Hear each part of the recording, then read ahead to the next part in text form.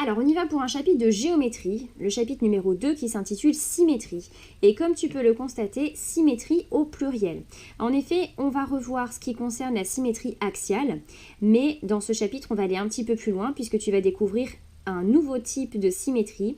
Il ne s'agira pas d'une symétrie par rapport à un axe cette fois-ci, mais par rapport à un point, qu'on appellera symétrie centrale. Alors d'abord, on va se remettre dans le bain gentiment avec la symétrie axiale.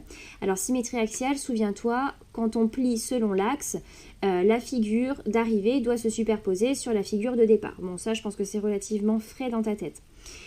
Autre chose qu'il est bon de rappeler, le point P' ici, qui est le symétrique du point P par rapport à la droite, eh bien, on le construit de façon à ce que la droite D, ici, l'axe, soit la médiatrice du segment PP'.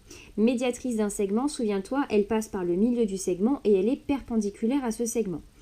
Alors, le symétrique d'un point se trouvant déjà sur l'axe, eh bien, son symétrique, c'est lui-même, d'accord ? Globalement, c'est tout ce qu'il faut retenir sur la symétrie axiale. Et souviens-toi que lorsqu'on veut construire le symétrique d'une figure par rapport à un axe, eh bien, on repère différents points sur la figure et on construit le symétrique de chacun des points avant de reproduire la figure finale. Alors, on y va pour l'exercice 1, une histoire de signalisation. Là, on va vraiment être sur le repérage de l'axe de symétrie. Alors, première question, sur les panneaux ci-dessous, trace à la main le ou les éventuels axes de symétrie. Alors, pour le premier panneau ici, le panneau stop, s'il n'y avait pas l'écriture stop, on trouverait des axes de symétrie, mais là, avec l'écriture stop, eh bien, ce panneau, il n'a pas d'axe de symétrie.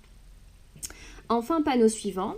Alors, ce panneau suivant, si on le plie selon cet axe, cette partie-là vient bien se superposer sur celle-ci.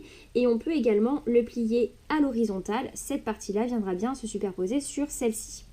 Ensuite, panneau suivant, on va pouvoir plier la figure comme ceci. Et cette partie-là va bien se superposer sur celle-ci. Il n'y a pas davantage d'axe de symétrie ici, du fait de l'inclinaison en fait de la croix au milieu. Ensuite, le panneau suivant, alors lui, il en a pas mal. On a un axe vertical, on a également un axe à l'horizontale, mais on peut plier ici selon les diagonales. Donc lui, il possède 4 axes de symétrie. Ensuite, le panneau suivant, on va avoir un axe hop, à la verticale et pas d'autre.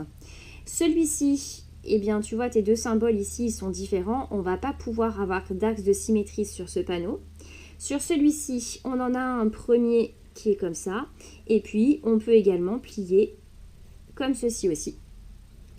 Cette partie-là vient bien se superposer sur celle-ci et celle-ci vient bien de ce côté-là. Et enfin, le dernier panneau, on a un axe de symétrie qui est ici. Alors, question 2, rechercher la signification de chaque panneau et la noter en dessous. Alors, le premier panneau, comme son nom l'indique, hein, c'est stop. Donc, ça veut dire qu'on s'arrête. Cette indication, c'est stop, on s'arrête. Panneau stop. Celui-ci, c'est le sens interdit.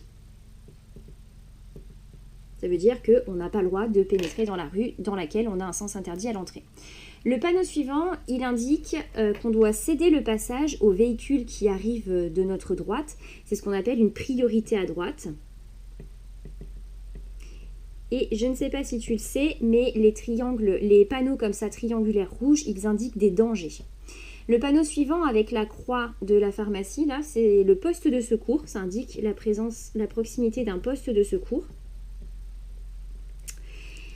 Le panneau suivant ici, eh bien en fait il indique que tu vas arriver à une intersection dans laquelle tu es prioritaire. C'est ce qu'on appelle un panneau de priorité ponctuelle. Donc priorité ponctuelle. Le panneau suivant ici, ce petit symbole-là, eh bien il t'indique que tu vas avoir une chaussée rétrécie par la droite. Chaussée rétrécie par la droite. Ce panneau-là, tu vois, il y a une croix ici, il indique que le stationnement ici est interdit. Tu peux t'arrêter, mais tu ne peux pas stationner ton véhicule. Donc ici, oula, c'est stationnement interdit. Et le dernier panneau, il indique un danger. Il indique la traversée. Il indique la traversée d'une aire de danger aérien.